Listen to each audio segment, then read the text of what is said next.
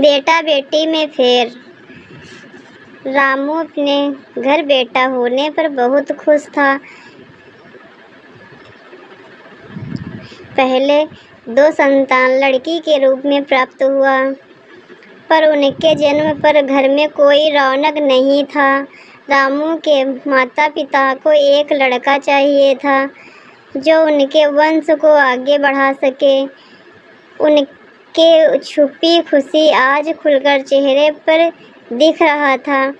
नाती के नामकरण सृष्टि संस्कार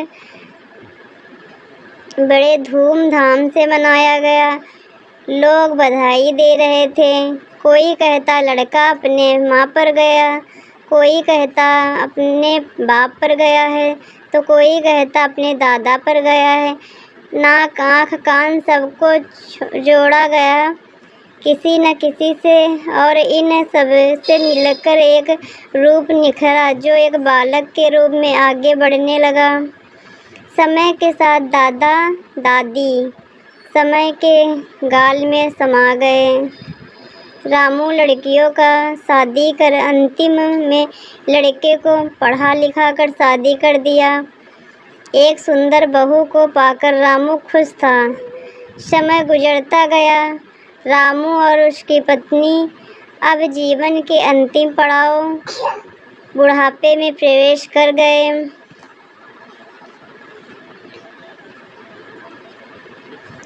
उनकी बहू के बच्चे हुए, जिन्हें पढ़ाने के लिए वे पति पत्नी शहर में शिफ्ट हो गए। उनका लड़का वहीं शहर में एक प्राइवेट कंपनी में नौकरी करने लगा।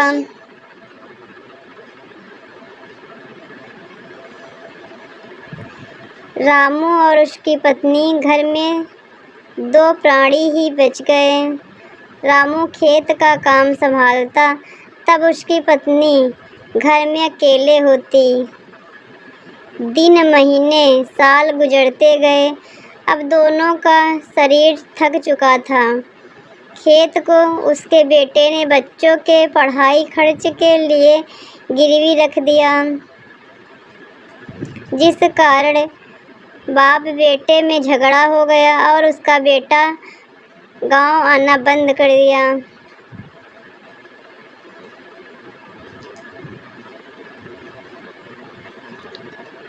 रामू के दोनों बेटियां महीने 4 महीने में हाल पूछने आ जाया करते। उन्होंने अपने भाई को समझाने की कोशिश भी किया, पर वह माँ बाप को साथ ले जाने को तैयार न हुआ। इसी बीच वह गांव आया एवं खेत को बेचने की बात गांव में फैलाई ताकि लेने वाले उससे संपर्क कर सकें। रामू बेटे के पास गया और समझाया कि खेत वह न बेचे, क्योंकि खेत ही किसान की पूंजी होती है जो वक्त पर काम आती है। पर उसके बेटा राजी न हुआ। उसे डर था कि रामू के देहांत के बाद उसके दोनों बहनों का नाम भी खेत के पट्टे पर चढ़ जाएगा और वे हिस्सेदार बन जाएंगे और बंटवारा मांगेंगे।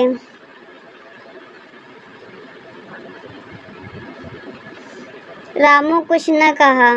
वापस आकर वह उस खुशी को याद किया जब उस लड़के के पैदा होने पर और लड़कियों के पैदा होने पर अनुभव किया था। क्या लड़के का हक सिर्फ जमीन हथियाने तक ही होता है? क्या बूढ़े माँ बाप का सहारा बनने का फर्ज उनका नहीं?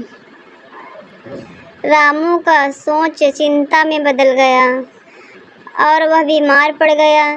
बेटे को माँ ने खबर भेजी, पर वह न आया। फिर माँ ने दोनों बेटियों को खबर भेजकर आने के लिए कहा।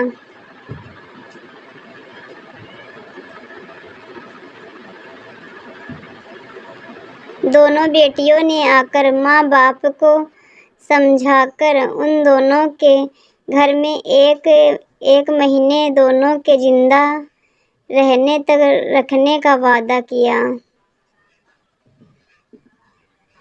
माँ बाप के पास कोई चारा नहीं था, ना जमीन ना बेटा। वह गांव के मिट्टी को प्रणाम कर सदा के लिए अपने जन्मभूमि को विदा कर